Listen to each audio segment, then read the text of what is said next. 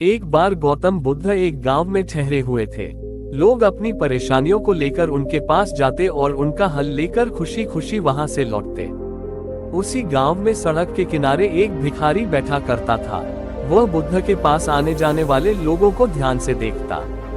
उसे बड़ा आश्चर्य होता कि लोग अंदर तो बड़ा दुखी चेहरा लेकर जाते हैं, लेकिन वापस आते हैं तो बड़े प्रसन्न दिखाई देते हैं।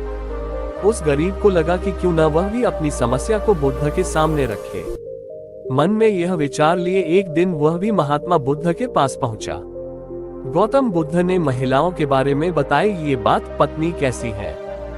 लोग पंक्तिबद्ध खड़े होकर उन्हें अपनी समस्याएं बता रहे थे और वह मुस्कुराते हुए सबकी समस्याएं हल कर रहे थे।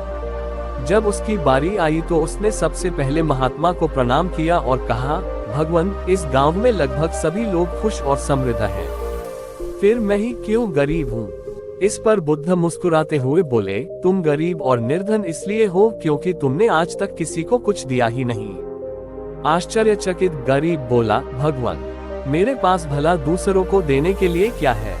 मेरा तो स्वयं का गुजारा बहुत मुश्किल से हो पाता है। लोगों से भीख मांग कर अपना पेट भरता हूँ। मैं लोगों को क्या दे सकता हूँ। गौतम बुद्ध ने बताया, प्रवचन सुनने से नहीं इस तरह मिलेगा आध्यात्मिक ज्ञान। भगवान बुद्ध कुछ देर शांत रहे, फिर बोले, तुम बड़े अज्ञानी हो। औरों के साथ बांटने के लिए ईश्वर ने तुम्हें इतना कुछ दिया है और तुम्हें खबर ही नहीं। थोड़ा सोचो तो तुम्हें पता चलेगा कि ईश्वर ने कैसी बड़ी बड़ी चीजें तुम्हें दी हैं जो तुम आसानी से दूसरों को दे सकते हो। सबसे पहले तो मुस्कुराहट दी है जिससे तुम लोगों में आशा का संचार कर सकते हो। मुंह से दो मीठे शब्द बोल सकते हो। दोनों हाथ से लोगों की मदद कर सकते हो।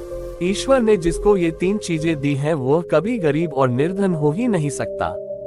निर्धनता का विचार व्यक्ति के मन में होता है। ये तो एक भ्रम है, इसे निकाल दो। ये सुनकर उस भिखारी का चेहरा चमक उठा।